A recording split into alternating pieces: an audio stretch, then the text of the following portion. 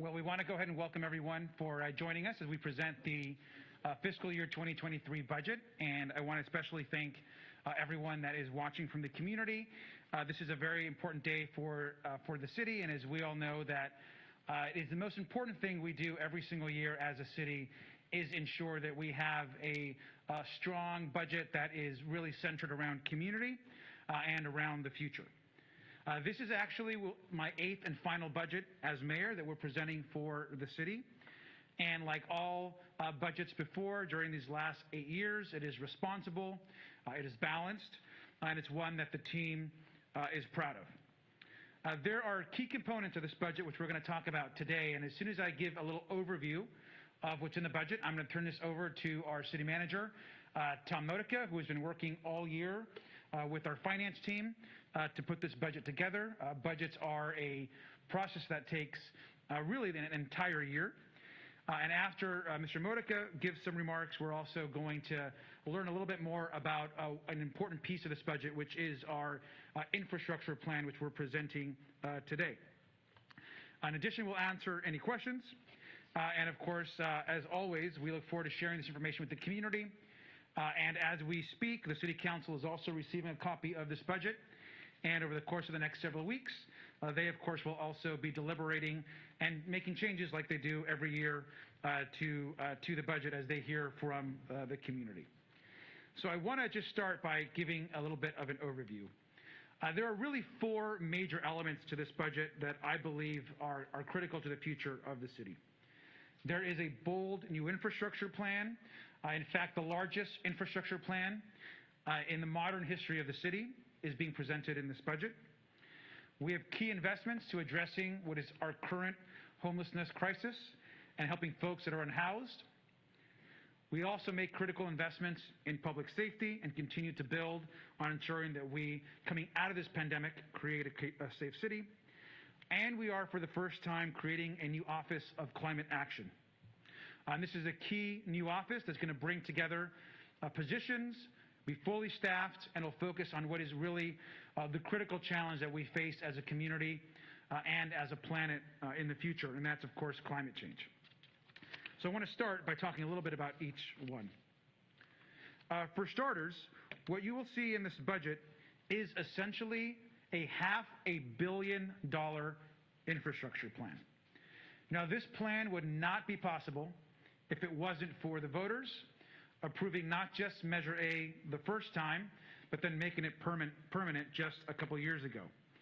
And within this 5-year investment plan, which we're going to learn about today, you're going to see hundreds of millions of dollars in mobility improvements.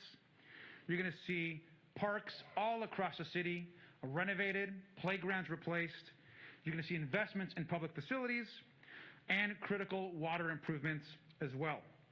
Much more will be covered in our Measure A presentation, but as folks know, when we first passed Measure A, we put together a 5-year plan. That 5-year plan has now completed. And so today we're proposing that second 5-year plan, which is larger even than the first, to get back to investing and really making sure that our infrastructure is where it needs to be. So in this over $500 million infrastructure plan, you're going to see park improvements across the city. That includes new playgrounds, 10 new playgrounds. One of the best things we've done over the last few years is invested in new playgrounds across the city. We've done all across the city playgrounds, community centers, and you'll see those as well in this infrastructure plan. And there's actually about 50 new park improvement projects just on playgrounds and community centers and other improvements. There's also going to be additional investments that are key cultural investments within our community. And that includes funding the Mercado and Latino Cultural Center, which has been a key priority of the city. It also means an incredible investment of almost $500,000 to actually fully build the Killing Fields Memorial and Cambodian Veterans Memorial, which has been a key priority for the Cambodian community in our city for years. And that land has sat empty. There'll be funding in this to fully fund that memorial within this budget. There's also investments in our ranchos, which are key parts of our history, and that we, of course, want to ensure that we always continue to fund. And within this infrastructure plan, you're also seeing many investments in public facilities 26 facility projects, including fire stations, public libraries. We're also funding a feasibility study for a marine amphitheater that we're looking at, and significant improvements and investments to our senior center, which is long overdue. So there's a lot more that Mr. Lopez from Public Works will be going over, but there's some of the investments in this infrastructure plan. And in addition to the dozens of street repair and other opportunities you're going to see across the city, we're also focusing on some key major corridor investments, which you will see essentially almost full reconstructions of. These are investments at Market Street, Artesia, of course, these are in North Long Beach, Studebaker, which cuts all across the eastern part of the city, Anaheim Street, which will go all the way from Zaporia through Cambodia Town and to the edge of the city, Atlantic, from downtown to Bixby Knolls, which is currently a patchwork of different streets and concrete pavement patterns. We'll get a fully redone street to connect the north and south of the city. And there is full funding, $1 million, to create the new LGBTQ cultural district on Broadway that the City Council already passed and adopted. These are some of the investments in infrastructure that we are excited about. And again, I just want to mention, there's a lot of great things in this budget, but there is nothing more significant than the over $500 million that the city is putting together for this infrastructure plan that will continue to change the way the city looks, interacts, and really creates a more safe community for everyone here. So we're very excited about this plan. In addition to the infrastructure plan, we have a lot of investments in homelessness and in helping those that are unhoused, which the city manager is going to get into. This includes our REACH team expanding from 2 to 3 teams. Of course, these teams are the ones that are going out and helping folks who are unhoused and getting them services, care, access to medical connections. And of course, there's also a huge amount of money, almost $80 million in housing services for people that are unhoused, including $50 million for permanent housing opportunities, $20 million for services to those who are unhoused, and $6 million for multi-service center operations to continuously improve those. Also exciting for us is the ability to purchase, ideally, an additional Project Home Key site, which we've talked about at the council. Is $5 million for that acquisition. And this is creating additional units, of course. We're just continuing to add more units to our community for those that are unhoused. Also in this plan is continuous investments in safety. I want to start by noting the most significant investment as it relates to safety in the budget, and that's the addition of 20 new police officer positions. 16 of these are bike officer positions to ensure that what we hear most, which is wanting police officers in communities, on bicycles, interacting with neighborhoods, is met. And so this team of 16 new officers that are all going to be part of our neighborhood walks bike team will be a significant shift to ensuring that folks are in neighborhoods and that people are interacting with their police officers every single day. There'll also be 4 additional new quality of life officers, which we hear of often from our business community and neighborhoods that it's a huge priority. The important piece of this is that the council has already been discussing this and adding these types of officers over the last not just several weeks, but really several months. They've been having these discussions with the city manager, with myself, and so this really speaks to that need and success that we have had with our community policing programs. I believe the council has already unanimously agreed that this is what they would like to see, which is additional officers, and so we are aligned with their desires, and we're happy to have these 20 additional officers in the budget. And of course, we all know about the community response program, which continues to ensure that mental health professionals are going out and dealing with particularly issues that are not emergency level crimes, and that will continue as well. Also in this budget, and something that I'm really excited about, is the creation of a new Office of Climate Action. This is an office that I've been working directly with City Manager Modica on. I've mentioned to him how important it is that we prepare for the climate emergency that is unfolding in front of us. This takes oftentimes positions and initiatives that are scattered in other parts of the city and puts them in one umbrella office that can really direct action and progress as it relates to climate. This office will manage our city's coordinated response to the climate crisis by addressing our public health needs, of course, our green economic opportunities, and working, as we always are, to transition away from fossil fuels. Of course, there'll be great collaboration with the community as well. And this is going to be a total of over 9 positions in this one office. So this will be a significant new office within the city that we are very excited about. And it's been a personal priority of mine for a few years. And I just want to thank the staff for including it in this year's budget. I also want to just briefly, there is a lot in this budget to be excited about, and a lot of details which we won't get into completely all today. But just to highlight a few of the things that I think are really great, and of course there's a lot more. This budget, of course, continues to ensure that we're prepared for future pandemics and pandemic preparedness, which is critical in this time. This budget creates a new full-time education officer position, which is something that, again, I've been working with staff on, that will help be our liaison and key manager to oversee our education relationships and initiatives with Long Beach Unified, Long Beach City College, and of course the university and all of our partners across the city. There's additional expansion of our arts funding as TOT begins to increase, and we are also adding some of our cultural organizations to that Measure B funding. We are taking a more proactive approach as it relates to tree trimming, and that's really being addressed in this budget. And something else that I'm also very grateful for is we've been working to ensure that people that are struggling, particularly those that are unhoused, are not being burdened with excessive towing fees if their vehicle gets towed, or even parking tickets. And one thing that I've asked our staff to look at in this budget is if we are able to create an amnesty program for people that are unhoused that may have accumulated parking tickets, oftentimes because they're living in their cars, and that ticket, it becomes a barrier to them to be able to find housing or to be able to get on their feet and continue their journey towards being a better place in their lives. And so that parking ticket and towing fee relief is really critical, and those are part of this budget. As always, we'll be eliminating library fees and charges. We want to make sure that everyone has access to our public resources.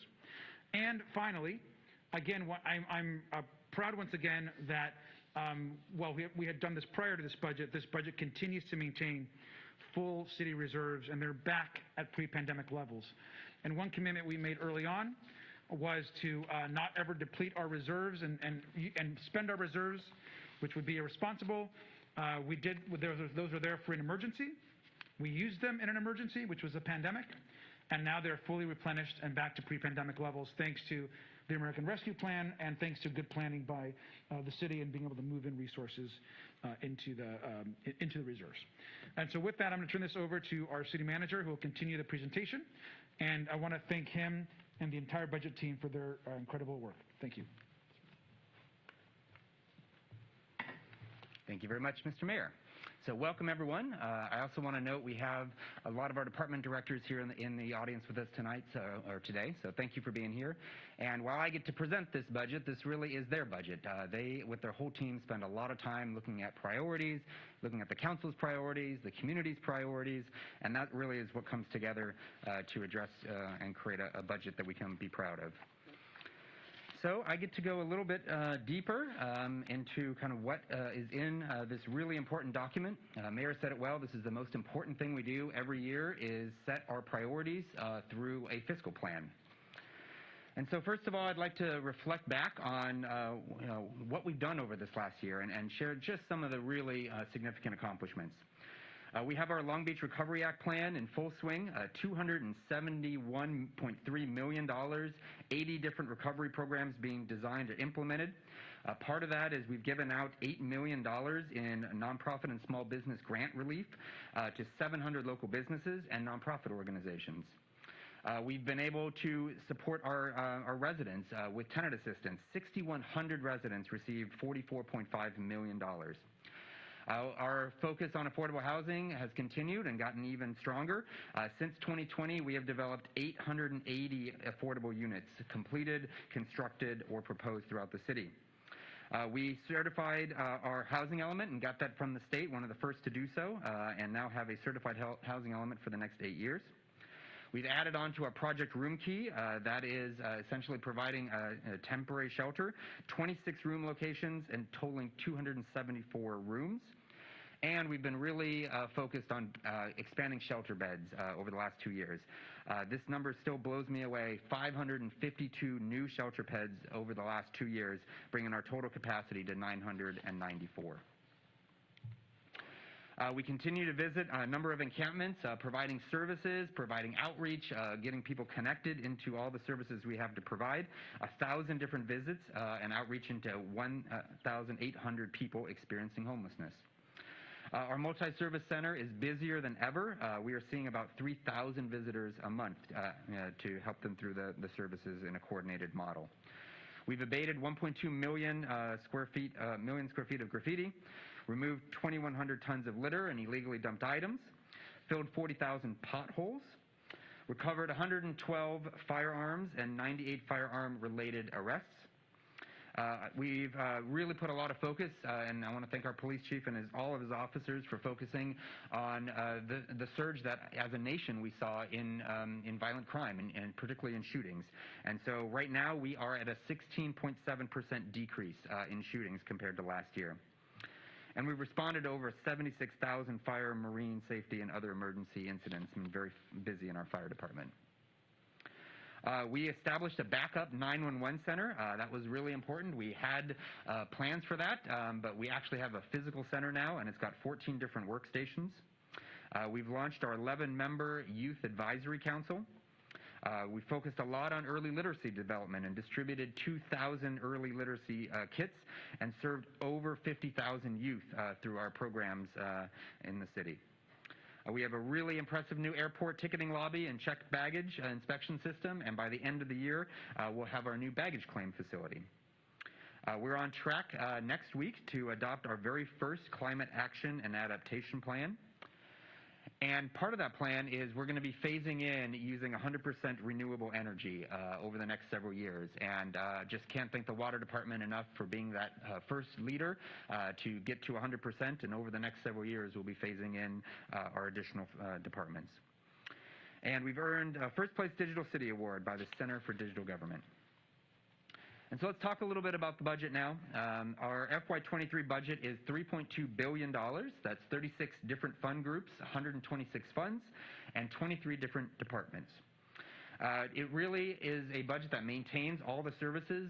We previously thought last year this would be a really tough year for us, where we're making a number of reductions. But we're able to maintain services this year. And in fact, we're able to go beyond, and I challenge the team to look for those areas where we're having significant challenges and help identify solutions to create some additional capacity while not increasing our shortfall.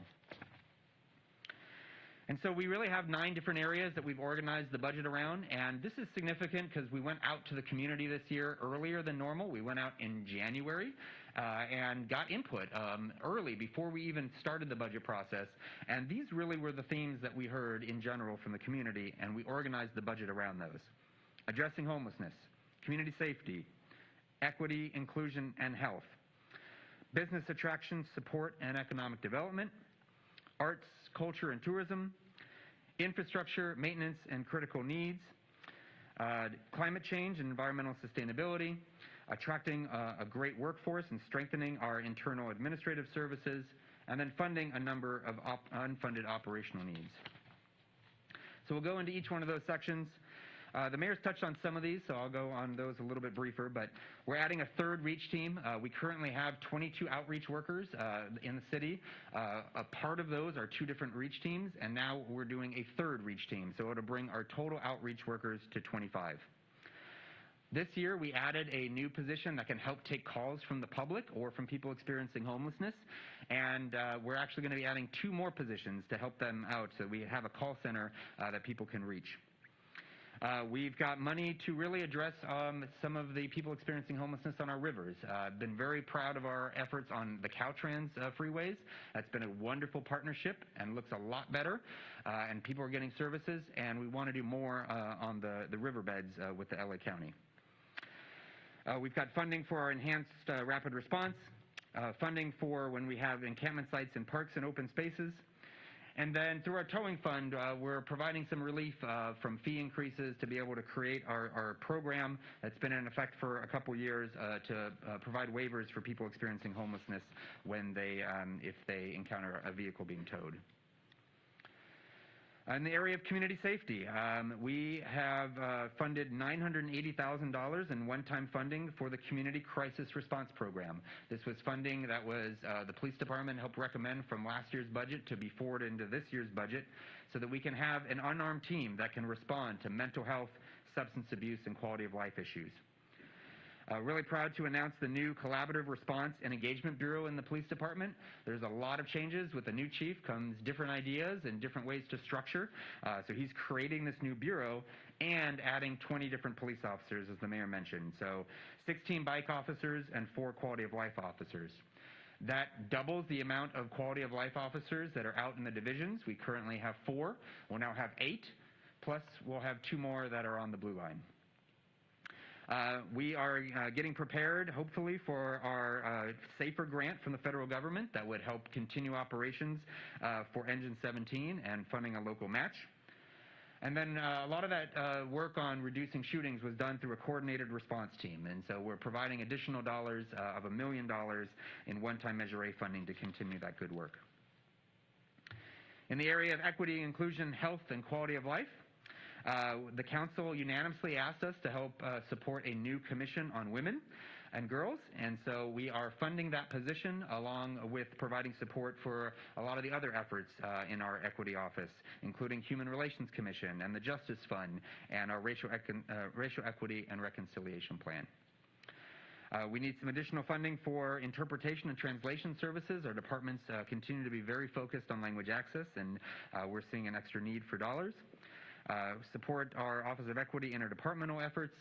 We've had a really successful program in our fire department in increasing diversity in our fire department, and so we're finally structurally funding that captain to be there permanently. And then supporting our Office of Veterans Affairs with an additional staff person. We also will have $511,000 of Measure US funding for youth development and grants. We'll do our youth festival again for $25,000. This has been in effect for a while, but we will now permanently waive library late fees and eliminate fines. So that'll now, we tested it out through the pandemic. It's worked very, very well. It's reduced barriers for people to access materials, and now that'll be permanent.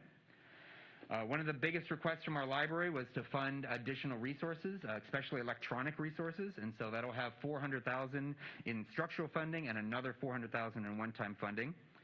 And our libraries also wanted to really invest in kind of multilingual collections, and some of the items that were identified in the audit needed another position, and so funding a position there. And of course, animal care continues to do great work in rescuing animals and getting really high live release rates, and we're looking to do some adjustments there and support some additional positions. We hear a lot from our business community about business attraction, support, and economic development. We'll be adding a new analyst position in the general fund to be a business liaison and support our businesses.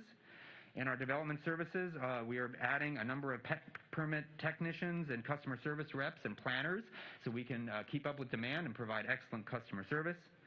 We're supporting a planner position in the coastal zone to really work on some of our coastal issues, and then funding them for a number of different studies and things to make sure we can keep up with all the development.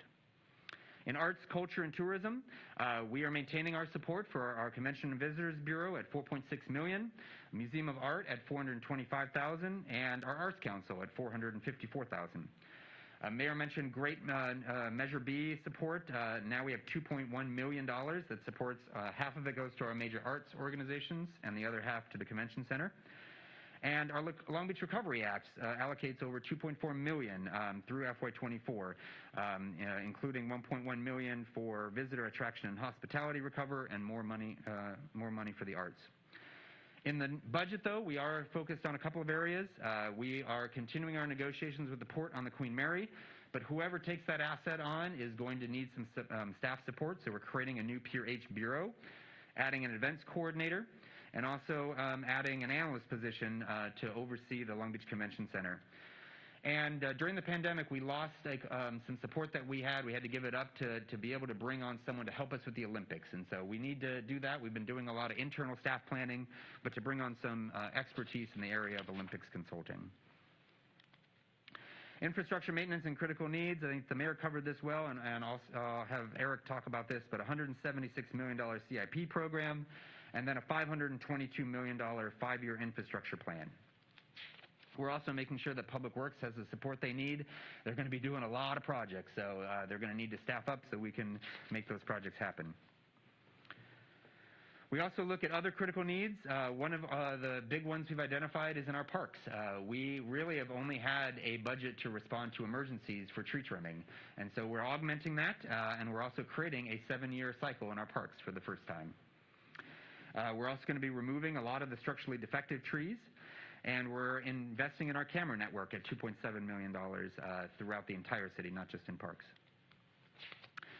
One big initiative I'm very proud of that the team's come up with, a collaboration between Police Department and Parks and Rec, is to really address our bathrooms and our parks and our playgrounds. And we call it the Park Safety Ambassador Clean Restrooms and Safe Playground Initiative. So essentially, we currently have about 3.5 positions that work on about 5 different parks in the city. And we really want to expand that to the entire city. So we're going to be creating a 12.3 FTE unarmed group of park safety ambassadors. They will be able to lock all freestanding restrooms, complete minor park repairs, be our eyes and ears in the park, and we'll be transitioning away from the park ranger model that's only in 5 parks and going to all parks citywide with this new model, as well as investing in magnetic door locks for our park restrooms so that they can be closed at night and help keep them available and clean throughout the day. In the area of climate change, we are creating a new Office of Climate Action, as the mayor mentioned, with 4 new FTEs, and we combine that with our Sustainability Office for 9.3. We're adding a new Public Affairs Assistant in Energy Resources to help them with some of communication on strategies to address climate change. We've got a planner position who's going to help us in Development Services with 16 of the items that need planning support. We're also going to be inspecting our oil wells more through a combination building inspector. And we've gotten a lot of questions about what is the future of oil in our city. And we are a city that is unique and different than other cities. We've had a number of contracts with oil that's been part of our city's history. But we know that that's not going to be forever in our history, that oil is not in our long-term future. But we want to be able to answer a lot of the community questions and the council questions about what can we do, what are our legal options, what are some of the things we need to be thinking about, and also planning for our abandonment costs over the next, between now and 2035. And so we're proposing to bring on some outside resources to help us answer those questions and provide facts and details. One of our biggest challenges internally right now is hiring. Just like every organization, there are people going through the Great Resignation, there are people leaving, there are people retiring, and it's been really difficult with such a low unemployment rate to attract people into our city. And so we are looking to staff up in civil service to help improve the time to hire. We're also going to be adding a personal analyst to focus on classification and compensation. And we're going to be focusing on training, about $100,000 for a citywide staff deployment and training model. And we're also going to be focusing on cybersecurity and data privacy citywide.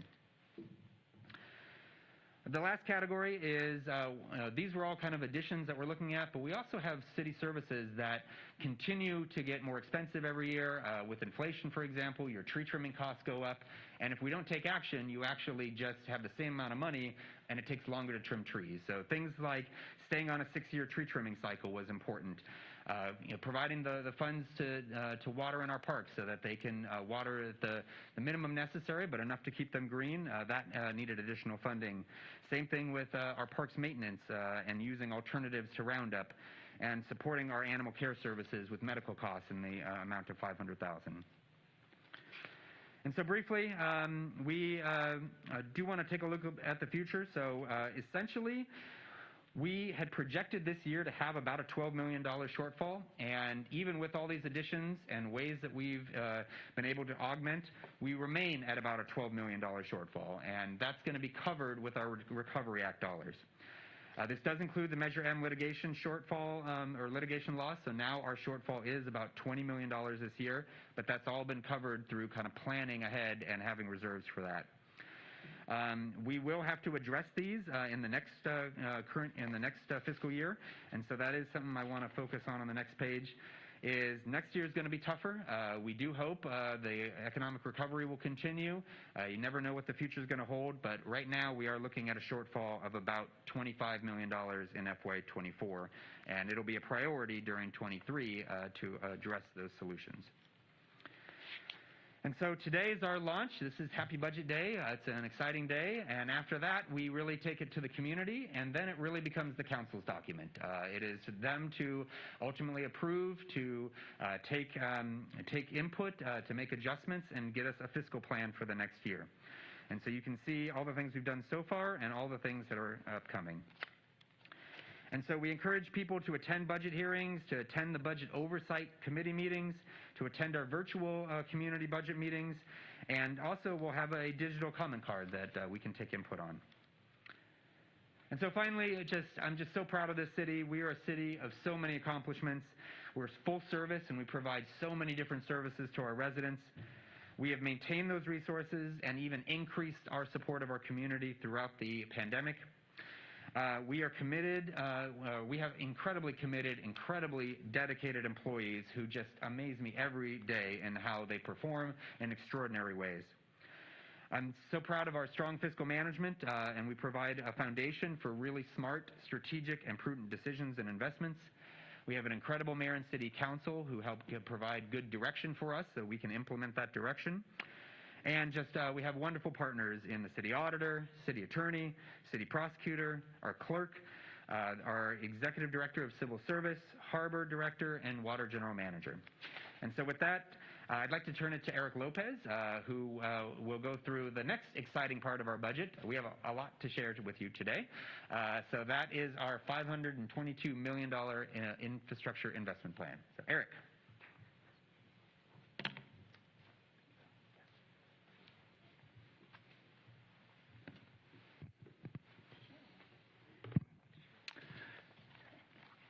Thank you, Tom.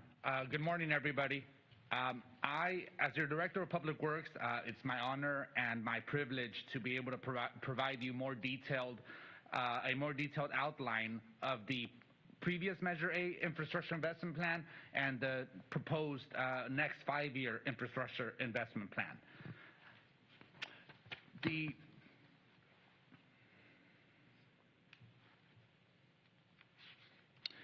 Everybody should be familiar with the current map that was unveiled as part of the original Measure A plan in 2016 and started in fiscal year 2017.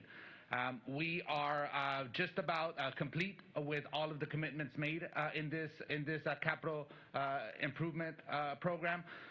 We are finishing up some of the more complex projects in the plan, but they're all underway, and every day we get closer to completing 100% of the commitments in the original investment plan. So what did that investment plan entail? Between fiscal year 17 and 22, we have invested just a little over $165 million into various capital improvement program areas, including a large portion of it into our mobility, which is mainly our residential streets, our arterial and secondary streets, our sidewalks, our curb ramps, and other right-of-way improvements, our parks and recreation program, and our public facilities. With that funding, we've been able to complete 38 park playgrounds, community centers, and park facilities. We've also been able to repair about 640 lane miles of streets. Over 1.3 million square feet of sidewalks have been replaced, along with 2,680 curb ramps. For alleys, we've repaved about 7.5 miles, of which 5 were formerly dirt that needed complete rehabilitation. Of the public facilities that we were able to improve, 4 were fire stations, 5 were health and public safety projects, and 10 were library projects. A massive investment in Measure A. These are huge improvements, and we're going to be able to continue on the foundation of this plan to be able to do more and continue rebuilding our city. How did we get here? The Measure A, back in the fall, we held a study session with the Mayor and City Council to go over all of our infrastructure needs and potential funding strategies. We followed that study session up with a detailed memorandum that was delivered to the Mayor and Council on July 13th. And we outlined our proposal, our plan to propose bonding with Measure A to allow us to unveil the plan that we're discussing today. A plan that totals almost $522 million. That's $500 million in investments over the next 5 years into our city infrastructure. What would that consist of? It will consist of a large majority of it going into our mobility improvements. Again, mobility means streets, it means sidewalks, curb ramps, drainage, sinkhole repairs, right-of-way type of improvements. We're also looking to invest $48 million for park improvements, $50 million for public facilities, $81.6 million for right-of-way, water quality, and climate action type projects. And then $10 million is being proposed to be set aside for critical facility repairs and to serve as a grant match as we expect to receive more infrastructure dollars that would augment this plan as part of the federal infrastructure package that was recently passed. And those dollars are starting to flow to local cities. This plan does not include specialty funds like Tidelands or AB 32. Those will be taken on an annual basis and will be in addition to the base plan that we're unveiling today. The breakdown of the different categories and funding amounts are listed on this chart for everyone to review, and I want to reiterate how important it is to continue investing in our local streets, on our major and secondary corridors, in our alleys, on our sidewalks, on our public infrastructure that really makes a huge difference in people's everyday lives. So here we have the new plan. As you can see from the image, we have projects listed throughout the entire city, located throughout the entire city. We have streets that are being repaired, and we're continuing all the foundations that has been set as part of the original plan. We're able to take all of that, all of the staff infrastructure, all of the resources that we've developed over the years and perfected, and we're able to now do more, and our learning curve obviously is less. So we're really excited. The Public Works team is really excited to get working on a lot of these improvements and continue to make our city better every day. There are a series of categories with the different projects. The first one is the parks improvements. Here we have a total of 49 projects totaling the $48 million. The next major category of projects is the public facilities category, and here we have 27 total projects. And again, these are all spread throughout the entire city. Next, we have the right-of-way, water quality, and climate action category, and here we have 17 projects totaling $81 million. And finally, last but not least, we have our mobility and our citywide improvements.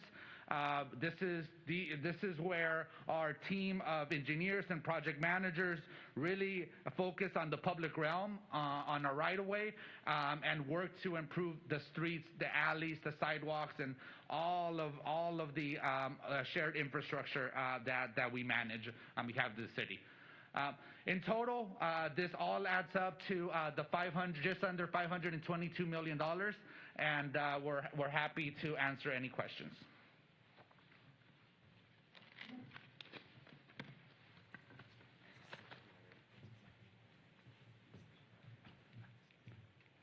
Thank you, Mayor Garcia, City Manager Tom Modica, and Director Eric Lopez. Right now, we will transition into media Q&A.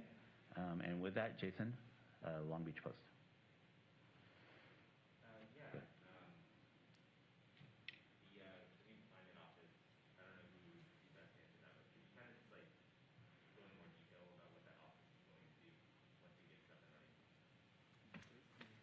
You can start.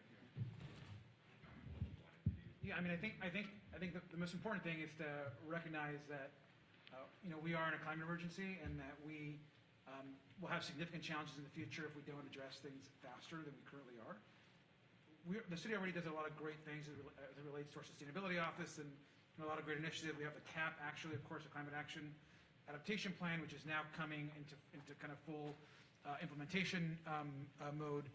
And so we thought it'd be a great way to kind of organize all the efforts into one office and have a key leader in that office that would direct all these efforts citywide, accountable directly to the city manager and within the city manager's office structure, so they can work interdepartmental and work with a lot of different folks. It's also, I think, a recognition of what is going to be a huge challenge for the city in the future, and that's going to be climate change, sea level rise, our temperatures increasing, particularly heat in the center of the city. We know that's true. We've seen all the modeling for Long Beach. And so I think it's time to do this, and staff has been very supportive on this effort, and we're looking forward to the kind of reorganization of these efforts. Tom?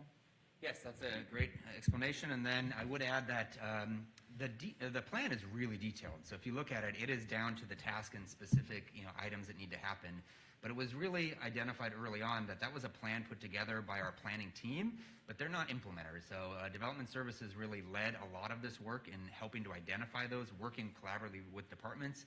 Now, as we move into implementation mode, we're going to need a structure to be able to prioritize, to be able to give direction to departments about what needs to happen when, and coordinate that response, as well as provide them technical assistance so that we have a centralized group that can do a lot of reporting, a lot of community engagement, a lot of education, but then also making sure that we're staying on track over the next 20 years for addressing our climate goals, which are pretty aggressive. And it's rare, Jason, to put together a new office where you are bringing together, and I think, we've set it up so there's 9 initial positions. I think it's over 9 positions that are going to make up the office to start, which is significant for a new office. And I think that's something that Mr. Modica put together by looking at what was going on in other departments. And all departments are going to be involved in this office, and we'll be working with this office across the city, including the water department and the port. And there's been discussions about really a lot of collaboration. So we're excited about it. What kind of authority will it have, though? Like, if it makes a recommendation that says that certain things should be done to kind of, lessen the effects of climate change, the city council would still have the ability to divert from that. I mean, the city council always has the ability to make policy on any topic. I mean, that's just how it always is. But the day-to-day operations of the city is directed by our team and Tom, and I think that he'll be able to, on a daily basis, move the ball forward and ensure that the office is working on behalf of the community, and most importantly, is addressing the climate challenge. So, I think that's right. It would operate just as any other department does, where basically they're implementing plans that we have set. This is a really detailed plan, so I really do believe the council has put a lot of thought into it, and we'll get the final draft the final document next week, and that'll be our marching orders. And then if anything deviates from that, then we'll go through the normal process where they can debate it and give some direction to the city manager on priorities. All right. Christy with the Press Telegram. So there are a lot of jobs being created in this new budget, including the Office of Climate Action, all the other things, and at the same time, there's already a lot of vacancies in the city, including the police department and library services departments. So I guess I'm just wondering how the city is planning to fill all of these pre-existing vacancies along with all these new jobs that are being created. If you have any concerns about getting that done in a timely fashion. Yes, that certainly is a challenge. It's a challenge for every organization right now. It's particularly acute in government as well. It does take us a little bit longer to hire, as we have a lot of ways to make sure that we're hiring the best. It's a merit-based system, and so we take that very seriously, but it does add some time to go through. One thing we're doing is we're enhancing our civil service department so that part of those positions are for them to get lists open quicker, hopefully more continuous and available, so we can constantly have a labor pool that we can pull from. And so that's part of our ongoing efforts to streamline hiring. But yeah, we're recognizing that even though we have the budget positions, we're never going to be fully authorized. That actually has been part of our strategy to help fund some of these as well, is recognizing that there is always going to be a lapse between when somebody leaves and someone comes on, and best utilizing those dollars to create positions. So even if you're creating a position in an office that has vacancies, you're creating kind of new focus areas, and so then we can look at what positions we shift into those new focus areas, and then you backfill into the other positions as well. It'll happen in PD, it'll happen in my office, it'll happen throughout the organization.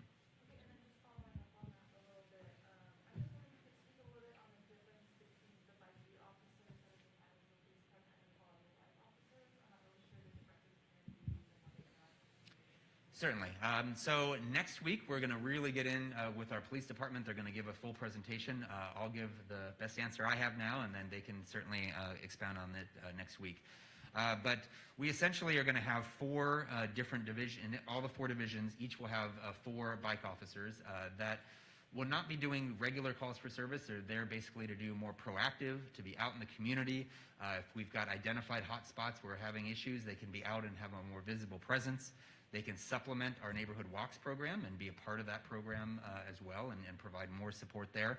And then really they're tasked with just being a visible presence and being out in the community. And of course, when crimes occur, they'll be able to support, take reports, make arrests, those types of things. The Quality of Life Officers is an established program already. We have 1 Quality of Life Officer in each division. Just a few years ago, we had, I think, 1 officer or 2. So we've grown that to 4 in each division. Now there'll be 8 in the divisions, and then 2 that are dedicated to the right-of-way. The A-line. So they really are experts in working with our interdepartmental team on homelessness. So they're very incorporated into that team. They establish relationships with our individuals experiencing homelessness. They know them all by name. They're there to help connect them to services, but then of course if there are law enforcement issues, to support that. They support the team when we need to go out to challenging encampments where there may be some issues. They're there along with Public Works and Health. And so they can either break up and we can have 8 of them out helping our outreach workers, which we'll now have 25 of, or they can partner up on the more difficult cases. Yes, those are sworn police officers. They're just like a normal police officer, but with higher level training in the area of homelessness. Jason, did you have additional questions? Please. So you mentioned that over the next year, you guys are trying to figure out how to address the projected deficit, and while 25.6 might not be the number that it eventually is when the next budget cycle comes around, I'm just curious, like how is the city going to address that, and how will it prioritize cuts to departments if they then have their own? So that really is the budget process we go through every year. First thing we do is we look at our costs and controllables and things that we're able to make savings on. We look at our revenues and try to get the best estimate on those revenues. So all that happens when we create what we call our base budget. And then what's left over is what we need to solve. So let's say it's $25 million now. If we're able to shave $10 million off, that would be $15 million that we'd have to address. And again, those are just hypothetical numbers. I asked all departments to come up with spending reductions or revenue solutions or other ways that they can address it. And then we go through that iterative process of figuring out what are the priorities, where do we need to reduce, and then I present a plan to the council for next year. So there's, every year those numbers change. Sometimes they get a little better, sometimes they get a little worse, and every year we are successful in balancing that budget. So it's better. Let me just add, because I've been mayor for, obviously for 8 years. I'm trying to think if there's been a year where the number hasn't dramatically gotten better by the time that the budget cycle starts. And that's because, I think wisely so, our budget team has always ensured that we budget from a conservative perspective to not create best case scenarios, but create more realistic scenarios that could foresee challenges or economic downturns. And so, as you know, Jason, every year we start out with a budget deficit, and every year we say it's going to be this, and then it gets closer to budget time, and it's usually, not always, but almost always, dramatically lower. And so that is because we're budgeting, I think, the right, responsible way of in preparing for a realistic scenario. And if projections continue as it relates to sales tax and things continue to improve, then hopefully that number will get better, but there is no guarantee. We could come into a recession like we did 10 years ago, and then everything becomes very different and challenges become more complex. So anything is possible, but I think I'm always optimistic that that number becomes more manageable as the months go by. Right, but I mean, people are debating whether or not we're in a recession or entering one right now, and measure A is going to start shrinking a little bit in the next few years, and the city's losing the ability to use COVID relief money to kind of fix that issue temporarily. So, I mean, at the beginning of the pandemic, before pandemic, you had, or right at the beginning, you had issued, percentage cuts to each department. I was just curious if that was an approach that you want to take again. Yes, we certainly need to do that if that's the case, but you wait until you find out what that number is, and then you look at, and I never do across-the-board cuts. We just say, please give me a target where there's solutions, and then it's a process where we go through each one. We look at every single item and say what makes the most sense and what has the least impact on the community. And I think also, I think you can also assess the kind of responsibility of any government, municipal, county, or what have you, by how responsible they are with their reserves and with saving money, and how the credit agencies are looking at our financial process. And I think that is something that Long Beach has always done in a way that's been stellar. And I'm really proud that the entire time that we've been doing this, we haven't gone into spending into our reserves for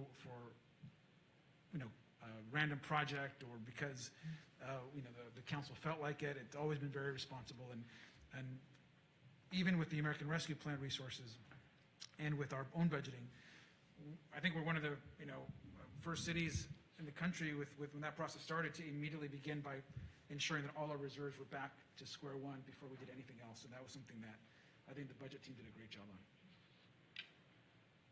Christy, you have... Just speaking a little bit more about the shortfall for this year, I know a majority of that was covered by the Recovery Act and the Measure M funds and all of that. You also mentioned that there were some other one-time sources of funding that helped cover that. I was just hoping you could expand on those a little bit and how more detail that was presented. I'm actually going to ask Grace to address that. Yeah, Grace, certainly. Grace, can you repeat the question as well? Sure. The question was, how are we solving our shortfall this upcoming year? And that we've already mentioned some of the offsets being our one-time for the Long Beach Recovery Act funds. We also had set-aside funding for Measure M litigation.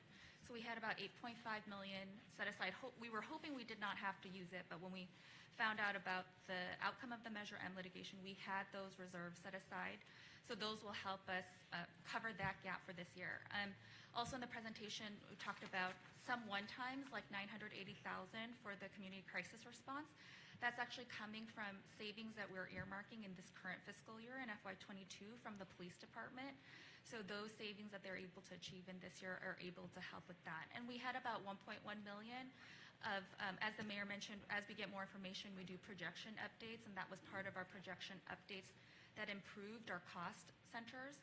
And so that was able to create some space to cover the rest of our funding gap. Yeah, and for the police department savings, is that still based on vacancies or is that how elsewhere? Yes, it's the majority of it is from vacancies. Do you have off the top of your head how many vacancies are in the police department right now? I don't have that information. If either of you have one more question, please. Yeah. For Measure M, I would imagine it's obvious you guys have come to a decision maybe on how you're paying back the remainder to the water department. I know that there was a mention of potential to take out municipal bonds to cover that. How is the rest of the $2.8 million being transferred? I'll take that one. My name's Kevin Riper, Financial Management Director. We were going to recommend to City Council next month that there be an interfund loan amongst ourselves from the general fund funded portion of the fleet acquisition fund that pays for replacement vehicles back to the general fund so that it can transfer cash to the water fund that's mandated by the court. That way we pay interest to ourselves instead of issuing municipal bonds and paying interest to the outside world. So that'll be coming before the City Council as a recommendation from the city manager and me next month. How will that affect, if the city needs to buy vehicles, I mean, how will that affect that? It will not affect that in the long term because city vehicles are fully pre-funded. So the principal and interest payments by the general fund back to the fleet fund will be sufficient to restore the amount of money that fleet needs to replace vehicles. All right, Christy, do you have any final questions? I was just gonna ask about the 50 million and 20 million for homeless response. Okay. It's just, again, just speaking more specifically about where those specific money is going, where it's in our housing, creating more in our housing, or providing more housing vouchers, or more access to healthcare employees on that. Yes, the vast majority of that, I think it's in the $50 million range, are really to provide support for people, rents for housing, for supported services, and then, the balance is really for the staff, for the outreach, but the vast majority of the $80 million goes to support people's actual payments into housing. And we use everything from hotels to our shelters, to we're buying, hopefully, another hotel. We've brought on 3 in the last, we actually have purchased either with the county or our funds in the last 2 years, and we're looking at another one. And we're also continuing our tiny homes work as well, so that'll be coming shortly as well. All right, thank you. Before we close out, I just want to thank the members of the media for being here, staff, and then everyone who's following along online. Thank you, Mayor Garcia, Tom Modica, our city manager, our public works director, Eric Lopez. But also I want to make sure I recognize that we have our finance director, Kevin Riper, here, budget manager Grace Yoon, and their staff as well. And also a reminder for everyone that's following along online, you can go to longbeach.gov/FY23 and longbeach.gov/budget to see all the budget documents as well.